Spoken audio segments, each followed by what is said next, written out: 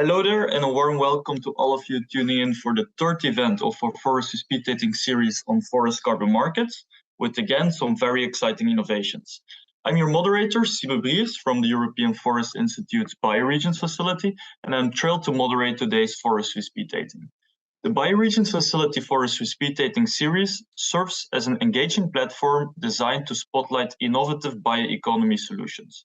What are our overarching goals? To facilitate knowledge transfer, encourage collaboration, and promote innovation in the forest-based sector. For those wishing to review our previous sessions, we have made available a comprehensive fact sheet and a recording on our website. For your convenience, the link is shared in the chat. Today, in our Forestry Speed Dating Spotlight, we are focusing on 3 cutting-edge solutions that are revolutionizing the carbon markets in our forestry sector. We start with Arbonics, which has developed a data-centric platform to enhance the capabilities of forest owners. This will be followed by Kanop, which utilizes a novel way of integration of spaceborne LiDAR and artificial intelligence for precise carbon estimation. And finally, we will hear more about Xilva's proprietary assessment method, known as Xilva Grade. We would like to express also our gratitude to our supporting regions, North Rhine-Westphalia, Basque Country, and Catalonia. Their commitment to propelling a forest-driven bioeconomy enables us to organize these forestry speed dating events. And besides, also a shout out to our incredible partners, the European Circular Bioeconomy Fund, the European State Forest Association, the Irish Bioeconomy Foundation, Bioeconomy Ventures, and Ubuntu. So let's dive right into the heart of forest carbon innovation and let the forestry speed dating begin. Good morning, everyone. Great to see so many of you here. I hope you can all see my screen now. Excellent. As already mentioned, I'm the co-founder of Arbonics, and I wanted to use the time today to tell you a bit more about what we do and where we came from as well. And then I welcome any and all questions during the Q&A session. I especially like being asked difficult questions, so please don't hold back. So high level, what is Arbonics? We are all about helping landowners access the voluntary carbon markets. And how we do it, we provide an afforestation solution. So we help landowners earn carbon credits through planting new forests. We then verify that using a Vera methodology. And we particularly are focused on Europe. We started in Estonia, which is our home country, and have now expanded throughout Latvia, Lithuania, and Finland. And hope to continue expanding across more of Europe. But maybe a little bit of background of where we came from and why we think this was an important problem to solve. So both myself and my co-founder, Christian, as mentioned, we're actually working on the investment side. And we were working in a fund that was, among other things, buying forest land and empty land. And I think one of the realizations we had was that forests really have multiple layers of value. So timber is just one piece of the puzzle. There's carbon storage, there's biodiversity, there's the social value, and these are all important and can't really be. It's hard to prioritize between them. But historically, in the markets, only the timber layer can be valued. And so when we were on the landowner side, we were really looking for someone to help us unlock these other layers. And we were looking around, and at the time couldn't find anyone. And that's where the idea for Arbonics came about. So why did we start with afforestation specifically? So afforestation, or planting new forests on previously not afforested land, so land that hasn't had forest on it for at least the last 10 years, is attractive for a couple of reasons. So one, it is carbon removal as opposed to avoided carbon emissions. This is an important distinction in the voluntary carbon markets, where avoided emissions have perhaps historically had more issues. It's very hard to prove a negative. With carbon removal, you're very clearly going from no CO2 stored to some stored. So that's what's attractive about afforestation. It is quite efficient compared to something like soil carbon. It can store it can remove as much as 10 times more carbon per hectare than soil forward farming techniques. And then it has a lot of really interesting co-benefits, including biodiversity protection, potentially water quality improvement, as well as creating an interesting, creating new green landscapes for us all to enjoy, and then also creating timber down the line as a green building material. So that's why we're really interested in afforestation and why we chose to focus on that to start with. We, as I mentioned, have a project with Verra. We are using their newest afforestation methodology, which is called VM0047, and was only publicly launched in September of this year. But we've been working with them on this on a project according to this methodology for the past almost 2 years now. And the first plants that we planted were planted in spring of 2022. And we are planning to scale our annual carbon credits issued to about 100,000 per year by 2030. The key thing that I really wanted to spend time on today is how do we do it? So I think, as the other speakers today will also touch on, one of the biggest issues we have in the voluntary carbon market is that it has historically been really lacking in transparency. There's been a lot of, I hesitate to call them scams, but perhaps lower quality projects, projects with issues, etc. And something we really, really believe is that the way around those issues is to use more data and technology and to be really transparent. So rather than trusting carbon estimates to an Excel model where anyone can manipulate the numbers, it's important to actually use as much real world data as possible. And so for us, that's at the core of what we do. Our afforestation solution for landowners starts by actually assessing the land using 30 plus different layers of data, ranging from historical land use, legal status, all the way down to what the soil type is. And what that enables us to do is make sure that we only accept land for afforestation that is actually suitable for it, that we are not going ahead and planting forests on, let's say, wetlands or a very high quality farmland or some sort of land with other biological value, such as alvars, which might not be well suited for afforestation. How specifically does it work? So we have our in-house platform, which today is live in 4 countries. And essentially, we can put in any land ID in those 4 countries. So that's Finland and the 3 Baltics. We can put in any land ID or also bulk analyze IDs. We can then, in less than 2 minutes, use a variety of these data layers, which come from different sources, including government databases, but also some academic data that we have specifically converted for our use. And we use them to quickly assess, is this land suitable for afforestation? And there are, I'd say, 3 key criteria that we use. So one is, does it align with the rules of the chosen methodology that we're using, which is VM0047? So this touches on things like making sure that we're not planting on organic soils or histosols, which is a variation of that, or land that has been recently deforested. The second criteria is around practical considerations. So land that may be, for example, under, that is part of someone's yard, or there's a road, or there's a stream on it. You're not practically going to be planting in the middle of the stream. And so if you're calculating your plantable area, it's important to know those. And then the third criteria is sort of other things that could be limiting. For example, if the land is protected, if it is, as I said, has a high cultural or social value. So here in Estonia, for example, we have some sacred sites, and covering them in trees would be a massive loss of cultural heritage, and that's not something we want to do. But essentially, once we run through all of these, we end up with something like you can see here in the middle picture, which is we've divided that land into these little hexagons, each of which are 7 meters across. And we identify the green ones that are suitable for afforestation and the red ones which are not. And then that allows us to really give a quick estimate to the landowner. And then the next level we do is actually the analysis of, right, what should we be planting on the area that's suitable and how much carbon could that potentially store? And for that, we use the soil type as well as forest models we have running in the background to do our best estimate of which tree species might thrive there. And how much biomass growth we could see over a different rotation cycle. And this is very much a recommendation for the landowner. We don't enforce that. If they wish to plant a different tree, different combination of trees, that is completely fine.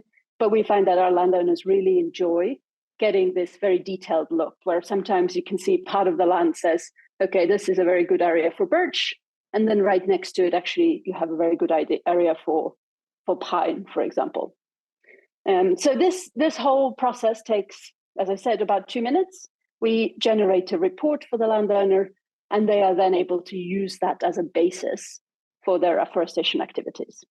And on the flip side, we also use that as a basis of proving to Verra and to credit buyers that we'd run thorough eligibility checks on the land and that we've taken all of these areas into consideration. So yeah, but more broadly, how do we then proceed? I already talked you through how we do this data-based land analysis. The next step usually is then signing an agreement with the landowner, which also includes a baseline measurement. And we actually partner with one of the other speakers today, Kanop. So I'm sure Romain will tell you a bit more about what they do. But for us, it's very important that we incorporate other digital MRV solutions such as Kanop to, again, provide more transparency and to also really for our buyers to make it clear that we are, that there's our independent assessments involved in this process. And then finally, we get the project verified by Verra according to their new methodology.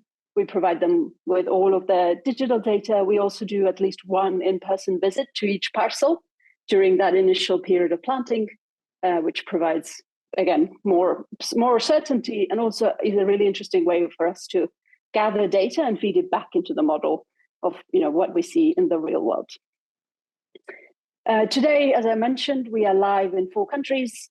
We are working with over 100 local landowners, ranging from small ones to big forest funds. I would say the main advantage for landowners of working with us versus trying to set up their own carbon project is we save them an enormous amount of money and time. Setting up a project with Verra, for those who have done it, is a minimal 18-month process. We're able to do that once and then group a lot of landowners together, and that's an easy advantage for the landowners. And then just a little bit more context on who we are specifically. So we are still quite a young company. We were founded in early 2022 by myself and my co-founder, Christian. As of today, we have a team of 12 people, ranging from backgrounds including Yanis, who is a professional forester for the Latvian Forest Association, to Malcolm, who's been doing carbon projects for 10 plus years, including with Verra and with the World Wildlife Fund, to then also our great sales team and operations and marketing team, who come usually from a tech background and are able to apply that fast-moving tech thinking to this space.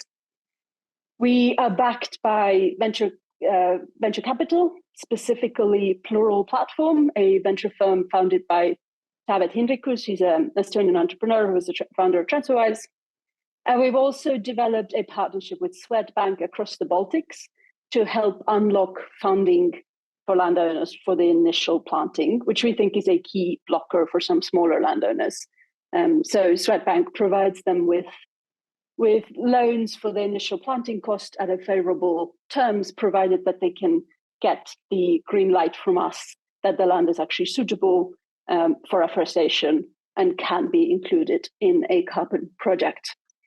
So that was high level what I wanted to tell you. I want to make sure to leave some time for questions. So feel free to let me know now or reach out later. Happy to answer anything.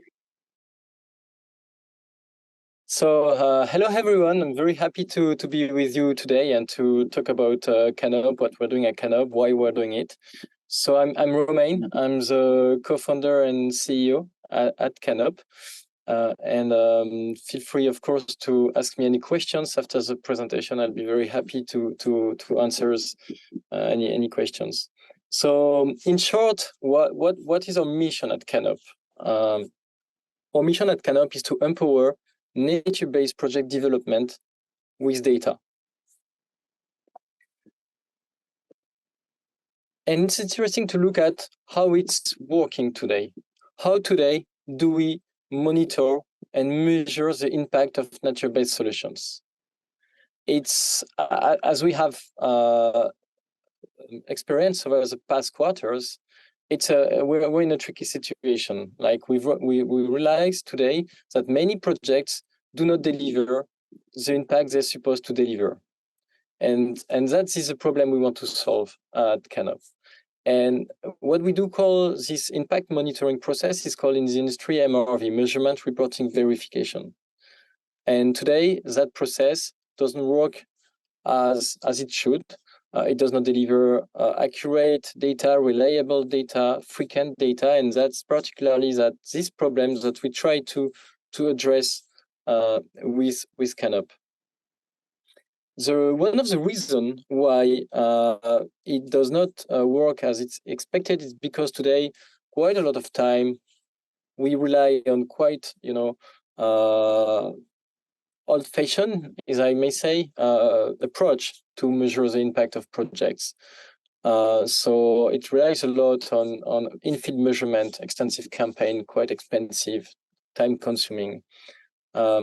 Of course, I'm not saying that this becomes useless. We still need to do some, but clearly we need to complement this approach with more technology, as I'm going to present. So basically today, when I say we empower project development with data, what does it really mean? If we look at the project development lifecycle, we need data from the very beginning. So let's split the project development phase, and I'm going to tell you how we can support development. So the first stage is a project assessment. A project developer has identified an opportunity, and they need to assess this opportunity to decide. So at this stage, you need data quickly. You need data on the historical trends, for instance, to verify that this area match the methodologies requirements, for instance. Then once you will go with this area, then you move into what we call the project design phase, where you compute the estimations of removals, for instance, or you will basically describe the project, right? And you need more data here. You need more accurate data. You probably need some field measurements, and you want to leverage and remote sensing data to have a very solid and scientific approach. That's where we can help as well. And then the project starts. And it will start for 20, 30, 40, 50 years, sometimes even longer, in the most recent methodologies. That's what we call the crediting period. And in the past, we used to verify projects' impact every 5, 10 years. Now, if we're looking at the most recent methodology, such as the VM0047, that Lizette has mentioned, then we're now talking about a yearly verification of this impact. So that's also, of course, where we can help, where we help with at Kanop. How do we do so? So we've built a platform which is automated to deliver this data. And we do deliver accurate data, scalable data. Scalable means we can work anywhere in the world on any type of ecosystem and on projects of any size. It can be 10 hectares, but also 100,000 hectares. Compliance with standards is, of course, a key piece of our approach. We need to make sure that the data we deliver and the way we deliver it and the way we compute it matches the methodology's requirements. And we're very happy to see at Kanop that more and more methodologies rely on remote sensing data by design. That's really new. A few years ago, that was really, very far.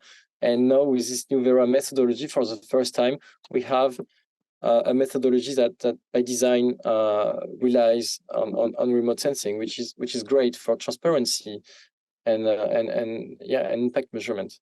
And then, of course, everything that we do needs to be auditable, so that it can be verified. how does it work really?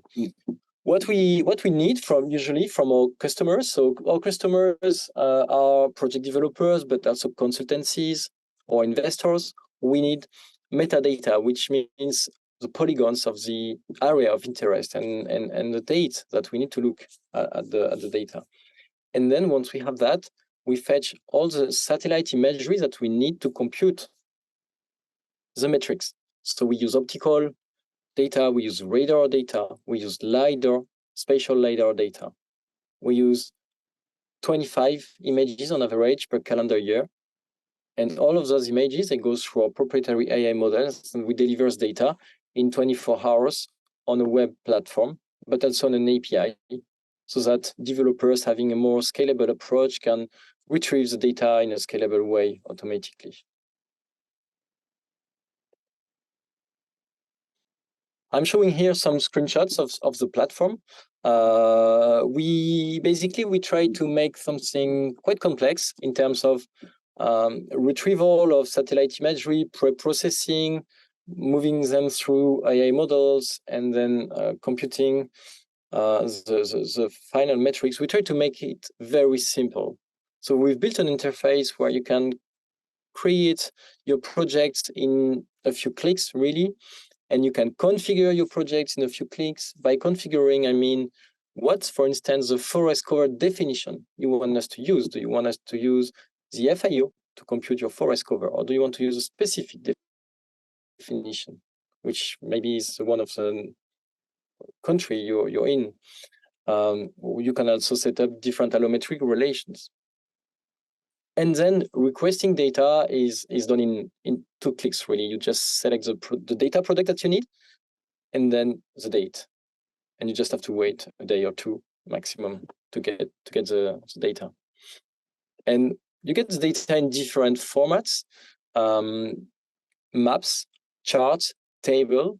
So in terms of map, we will deliver a stock. We will also deliver a map of changes over time, from the year you want to the, you just have to select the years you want to compare. We will always deliver with the data confidence interval at 95%. So you can be, so to be transparent with our level of certainty in some way with the data that we deliver, because that might change from one place to another, from one year to another, depending on the quality of images that we get, for instance.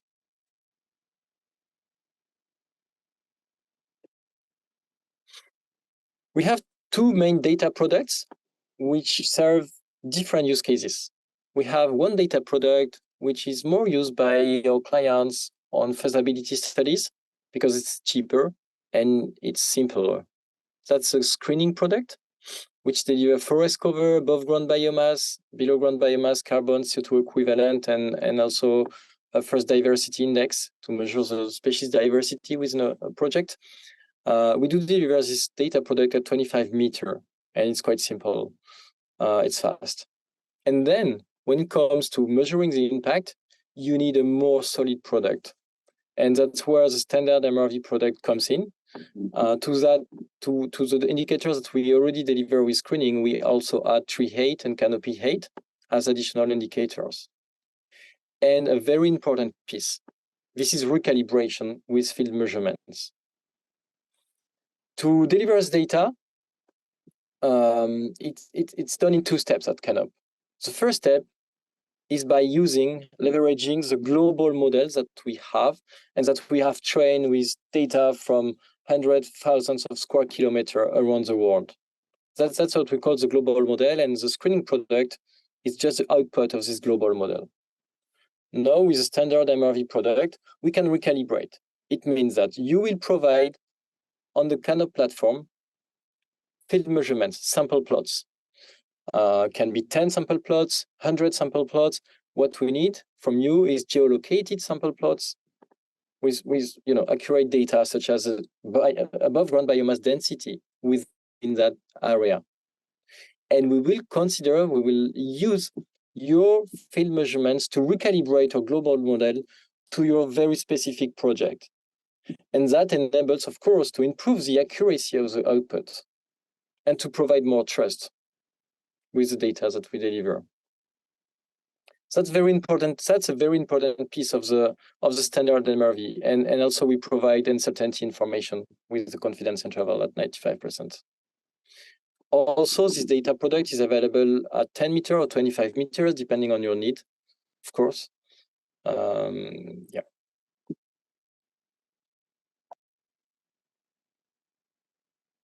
On top of this data product, we also support, the new Vera methodology for afforestation and reforestation. But that's the very first one. Because this methodology is the first one, as I was saying, to really support monitoring remote sensing, which is of course great. So we've built a specific offering for this VM0047. This offering will support project developers and consultancies in the PDD phase by computing all the data that needs to be computed to build the project design document, such as the baseline scenarios, the performance benchmark, by selecting the plots. In this methodology, we need plots within the project, but we also need plots outside of the project area, and it needs to be very specific match that needs to be done. So we do all that for the project developers. We do the quantification of estimated removals, and we write the monitoring plan. So we have built a tailored offering for this new methodology. And of course, also we will support our clients during the crediting period with a yearly monitoring of the stocking index. In terms of feature, what comes next at Kanop? Next year, we want to focus a lot on the biodiversity metrics by being able to identify tree species on the ground, based on, of course, some field measurements. We also want to work on soil carbon metrics, also based on field measurements, and also on water. And in 2025, we want to work on a climate risk assessment and also make it easier to integrate Kanop's data into enterprise tooling such as ArcGIS. We're a team of 9. We're mostly based in Paris. We have one person in the US for the business development part, but the team is based in Paris. And at the moment, mostly it's mostly built with engineers and scientists. And in the next few months, we plan to scale the team with more marketing and business development capacity.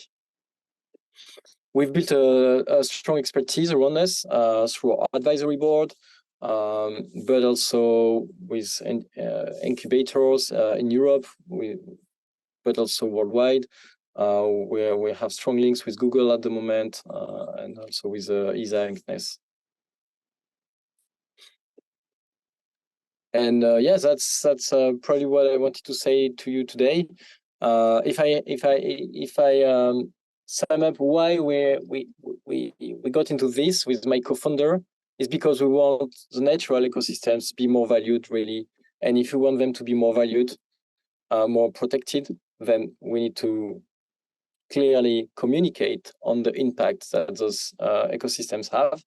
And this is the reason why we've co-founded Kanop a bit more than 2 years ago now. So please let me know if you have any questions. I'll be very happy to answer us. Feel free to write to us as well after the call. So yeah, thank you for listening. So what we're trying to do is we help unlock finance for forest and nature, which I think is everybody in the room is interested in. And what we're seeing is that that corporates and impact investors are actually committing to forests, so they want to invest in forests, and we see that they are actually going more an investment route recently rather than just buying carbon credits. That's what we see, especially on the corporate side, is that they move away from transactional carbon credit buying more towards putting actual investment into projects. But that's the big but. There is still a big problem here because there is a commitment there. There is genuine interest, so not just pseudo commitments, but there is genuine interest. But on the other hand, funds are still blocked, and funds are blocked because there is perceived risk, and the VCM schedules helped to move more towards investment. But on the other hand, there's still something that's of big concern, that there is a reputation issue with the project. There are unfamiliar risk categories, especially for corporates, but also for impact investors. There is reputation involved, and you want to make sure that everything is going good there. It's very complex for a corporate or an impact investor to assess a forest project. It takes a lot of money and it takes a lot of time. And what we do is we standardize the due diligence procedure to remove a bottleneck to investment. And there, if we look at the process of actually how these investments happen on the investor side, we see two specific areas that we are addressing with this, and that is the screening phase. So as soon as you announce that you are interested in doing forest investments, you get literally hundreds of proposals, from projects good, from projects bad, from projects very bad.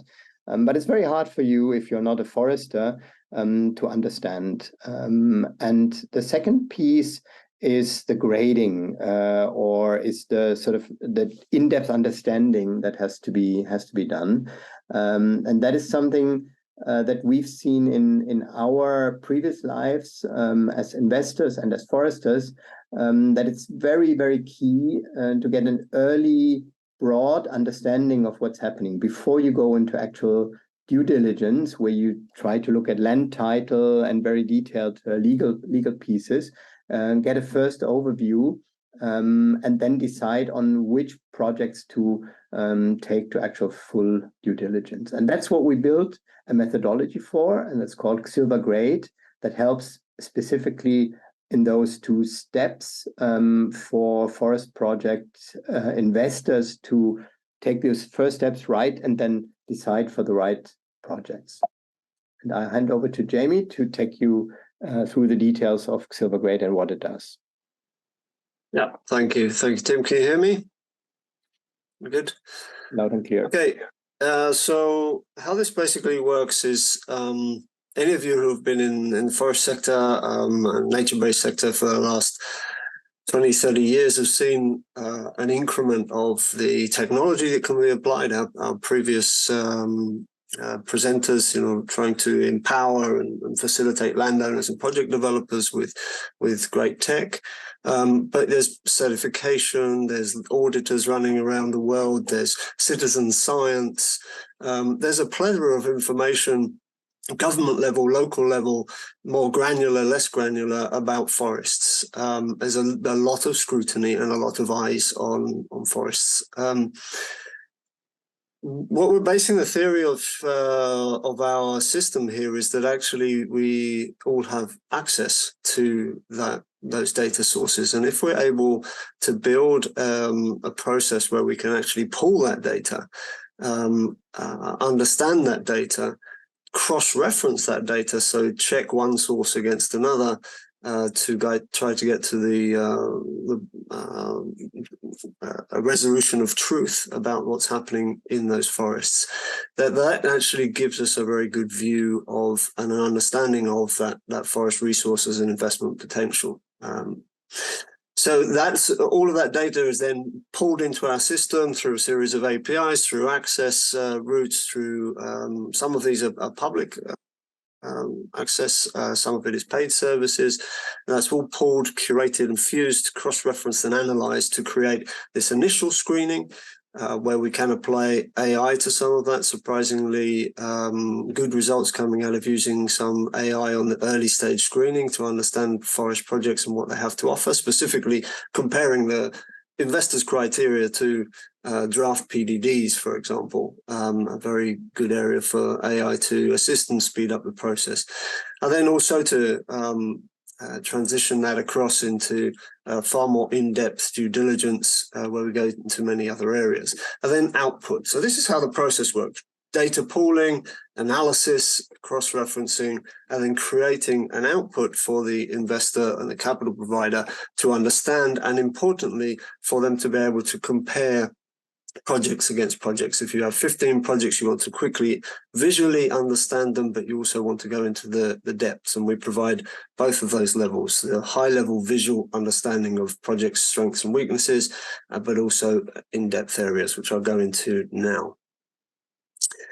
So, traditionally, a lot of people would take one specific area, right? So you might, I come from a forest auditing background, and you might take FSC audits, you might take satellite monitoring or biodiversity data, because that's what your team is comfortable with. That's where you have your partners. However, those each one of those gives you a specific insight into a project. They're built for specific reasons, right? They won't necessarily give you the full view. If you're able to pull them all and cross-reference them all and understand, you get more of a 360 vision of that project. You're not just shining a light on one aspect, maybe carbon or social or sustainable timber management. You're actually understanding the full or as much as you can about that forest using all of those data sources and information sources. So we've built this system with the capital providers. We've spent the last 2 years trying to understand a plethora of capital providers that are in this space, right? In this space, we have DFIs, development finance institutions. We have impact investors. Banks are setting up funds. HSBC, for example, has a nature-based fund. Accelerators, WRI's AFRI 100, biodiversity accelerators. Family offices and foundations are doing work in forests, philanthropy, like the Bezos Fund, corporates, IKEA, Cartier, and many new funds that are actually appearing now. So we started to explore this with them. What does your due diligence process look like? How can we make this work for them? We have to be speaking their language. One of the big challenges here is the projects on the ground and the investors themselves are not understanding each other because they're not speaking the same language in terms of how they structure the presentation of their projects. So these 6 broad areas capture, the title of them may change in each organization, but capture basically what a capital provider or investor wants to understand. They want to understand today's impacts, positives and negatives, right? They want to understand carbon, biodiversity, and social. They want to be sure that it's financially viable. Even if it's a donation or a philanthropic exercise, you need to know that this project has good finances and can stand on its own 2 feet. But some of the investors today are looking for returns or offtake agreements on carbon. They need to know that that's in place and strong. The leadership and team, absolutely key. I mean, every time anybody looks at any of our innovations, the first thing they look at is the team behind Kanop, the team behind Xilva, the team behind Arbonics. And that's exactly the same for the projects. Do we trust the team? Have they got the right governance around this? Who's on the board? Are there any reputational issues or even legal issues to do with their history, their professional histories? The project design, how robust is that? Is the intervention type proven? Is it does it make sense in the ecosystem in which they're choosing to do this? Is the species selection sound? And do they have a good monitoring and MRV plans? What's their safeguards around all of those enabling and external conditions? What are the labor conditions? Are they dealing with indigenous peoples in the right way?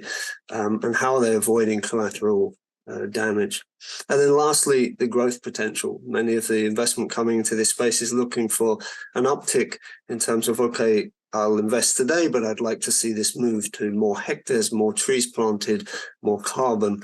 And that requires a slightly different data set for us to really understand that potential. We're not just gathering data and information about the actual project size today, the 10,000 or 100,000 hectares, but the next 10,000 or 30,000 hectares. So we need to understand what the neighboring land tenure is like and can it be replicated. Moving on. So this is all about data pooling. It's all about good management of that data and understanding of that data, but then, and you can do a certain amount with the technology. You can move faster with With AI solutions, you can create great APIs, great data pooling. So tech definitely a core instrument in what we're trying to do to speed up the deployment of capital into forest projects.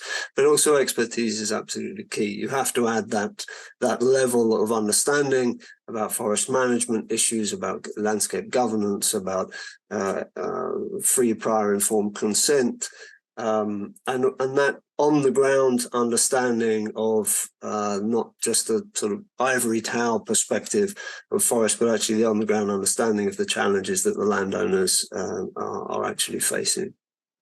Next, please. So just to give you a very quick overview of what this looks like, you can go through, once we've done a full grading and diligence the project, you'll get a top line 2 or 3 page report that you can socialize internally. This is never one person's decision. This has to go to an investment committee. You have to get your risk team on board. You have to convince your legal teams, and therefore you need the tools to do that within as a fund manager or as a CSR sustainability director.